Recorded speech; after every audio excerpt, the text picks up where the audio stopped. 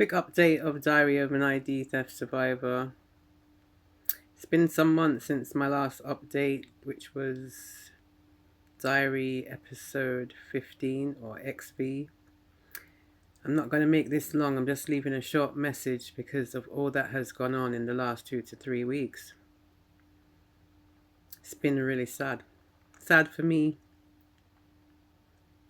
Reminiscing, thinking about all of those days when I was there, stuck going through the worst crisis of my life. And then the global crises that was going on during the pandemic and all that has happened before COVID, after, in this last few years of, some kind of recovery.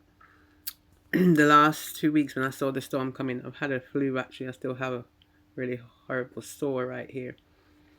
So a couple of days afterwards I had a flu and I was feeling really sick, and I'm saying to myself, and I know some of my friends and family that I've spoken to over there are having flu because after the storms, we all know there's a lot of germs, lack of water.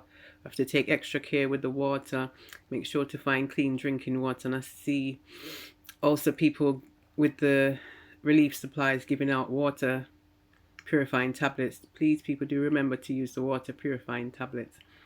So yeah, this is Amici, Ami, Miss May, making a quick video just to tell you all in Jamaica that although I am still on the road to recovery myself, my heart, my mind, every day that I'm here, even before the storm, every day when I wake up, before I go to sleep, before I go take a shower, everything that I do, I'm still very much concerned and very much aware of what time is it now in Jamaica, and thinking of all the people who I shared that journey and that part of my life with. And it's really sad for me because I'm happy to see so much people, don't get me wrong, I'm happy to see so much people chipping in and people working together and organizing the people from the parts of the country that were not so affected, especially obviously Kingston, where the capital city is and most of the corporate Jamaica is based.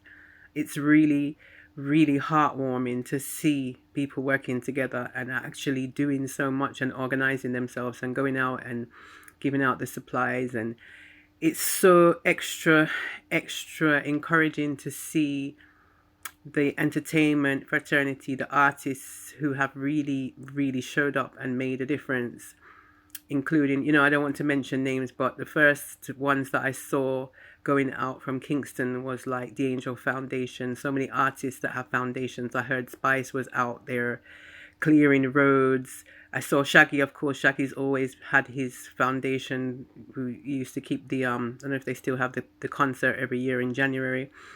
And Buju Banton Foundation, and obviously Sister Youth's Foundation. There's so many foundations that so many artists have really made the effort to start these charity groups and foundations so that they are in a position to do something for people who are not as privileged. And that is the greatest thing. The greatest thing that I'm seeing out of this is that there are people who are really showing up and making use of those foundations. And I also want to encourage people. I'm going to post some things on my profile coming up because I was actually doing some research into grant funding, because there is a lot of grant funding out there when you've already established a charity.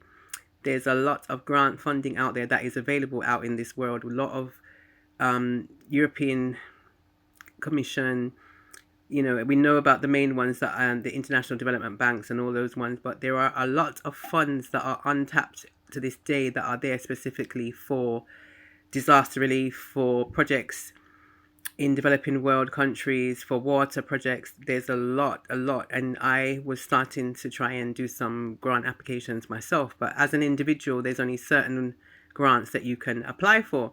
Most of those grants are available to charities and non-profit groups that are already established. So there is a lot of grant funding, and from my understanding, people are using their own funds right now, but it is also possible to source funding. And thinking about it like that, I realized that this rebuilding in western, southwestern, northwest parts of Jamaica is going to take a while. It's not going to be overnight or weeks, months, possibly, you know, it's going to be years for some structures to be completely rebuilt. And so what I'm hoping, as I'm looking, and you know, mixed emotions going through me when I'm looking at these videos, is that you know, better structures.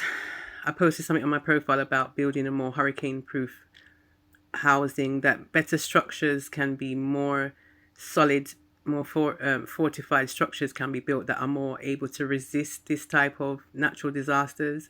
Because from my experience in Westmoreland, Western Jamaica, especially Westmoreland, have a lot more board houses and structures like that that are not as resistant.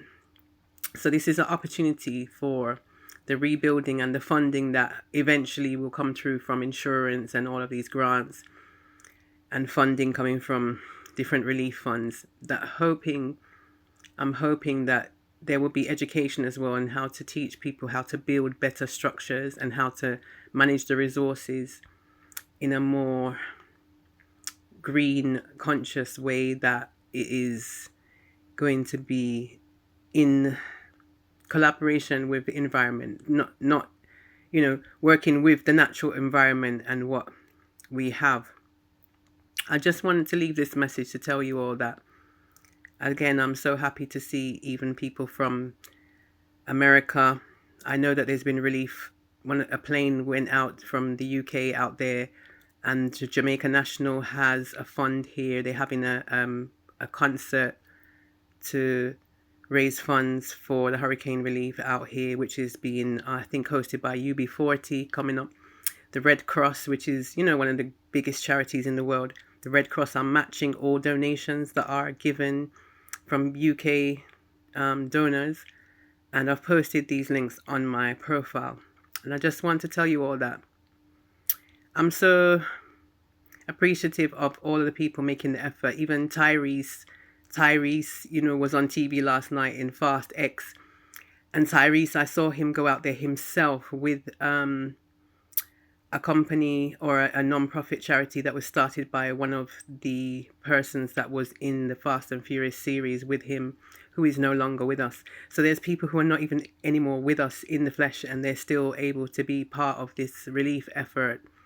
I think it's RAWWW, something like that, RAWW. And I saw him fly down himself, and he has a warehouse in Florida that they are waiting to fill with all of the supplies being donated so they can send a cargo plane down to Jamaica. There's so much effort that has been made, especially by people in entertainment, that it really is heartwarming. I feel kind of sad because I'm not yet in a position to do very much myself right now, being that it takes a long time to rebuild. And I'm still on my way, not just recovering from flu, but I'm still on my way to recovery in terms of financially, and it takes a long time. And I want to leave this message and let you know that you all, when you reach foreign, you remember it's not a bed of rose. And even for me, who had a foundation here, who grew here and had been here for my formative years and went to school, after going through what I've been through, it takes more than a couple years to rebuild and to get back into the system, employment, all of those things. And this is the reason why I made these videos, to try to share my journey with people, to let them know that this experience of losing or having your documents stolen is not an easy thing to recover from, because I'm still having to prove and verify my identity even now. Yeah, and right now I would have hoped to have been in a position to be able to send something, because we lost our mum in the process of all that went on. My mum passed of very, very serious cancer. And it's even affected the estate administration and me receiving my inheritance, because the same things I had said on my videos, there are people who have no morality and have no principle. Even when people are passed away and you're grieving, they're still trying to rob you. There are people who would still, most probably and possibly right now, even be trying to take away funds that I'm entitled to, because of the fact that they have been able to steal paperwork, photographs, all kinds of things that I lost along the journey. And they will do anything, as you all know. Some people, if they ever get a chance, they will do anything to try to prove that this is actually them, and then you end up in a fight trying to prove your and validate, verify your identity. So identity theft is a serious thing, and it can have serious, serious consequences, to the point where now I would like to be in a position to be able to send some things. Maybe I can't afford a container, but to send some things, to send some funds. And I'm still waiting because I'm still going through the process of being verified and still being obstructed. I can't say too much because it's a legal situation, but I'm just trying to make it clear to you all, for the record, that I am still fighting my battle over here with the Identity Theft Survivor series that I recorded here on YouTube. I am still recovering from the serious suffering that I went through, and the being stranded over there, and the deprivation that occurred. I'll never see my mum again. There's still a lot of pain, a lot of grief. So it's an emotional time for me watching these videos, but I'm really glad to see that the artists and the people coming together to help the people who are in a worse off situation than I right now, who have lost everything. I know what it's like to lose. I have to start over from zero. But give thanks that God is the greatest, and it could have been much worse. It could have taken out a lot more of Jamaica if the storm hadn't been in the sea so long and then just turned in the last third of the island. I watched and I prayed, and I'm also wanting to say one more thing before I go. Those people who are now sharing resources and seeing that it's a good thing to give, I would like to think that it doesn't have to be that we wait for a disaster to realize I am my brother's keeper, am I my sister's keeper.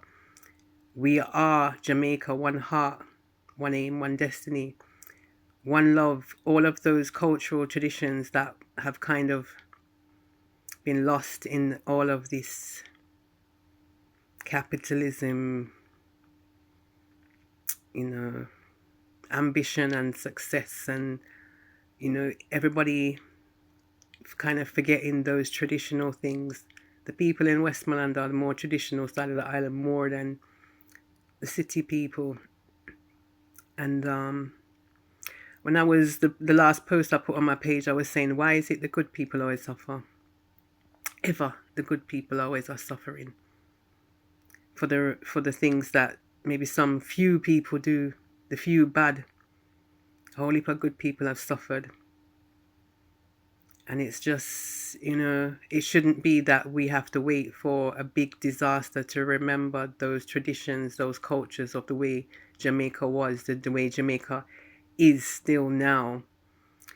And I'm thankful to see that things are not worse and that people really are, Sean Paul, all of the artists. I can't mention them all. There's too many to mention. Junior Reid with the water truck this week. So many of them.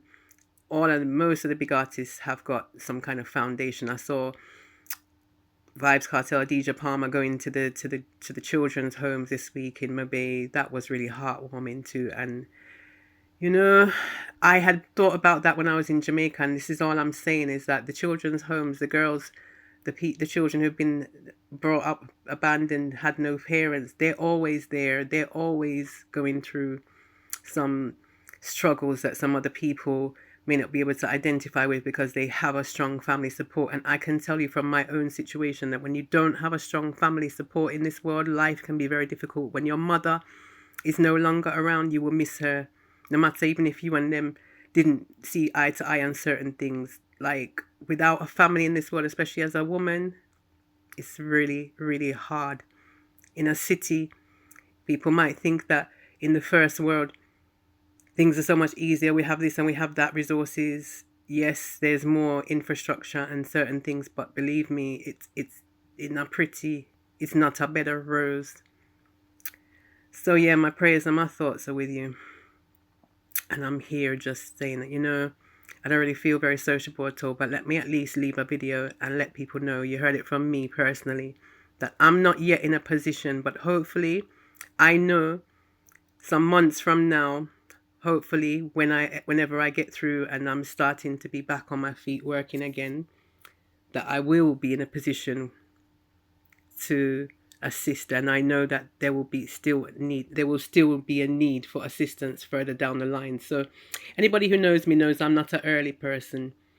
I've never really been early. I'm usually late. So my thing might come through a bit late, but eventually it will still be useful, I'm sure. And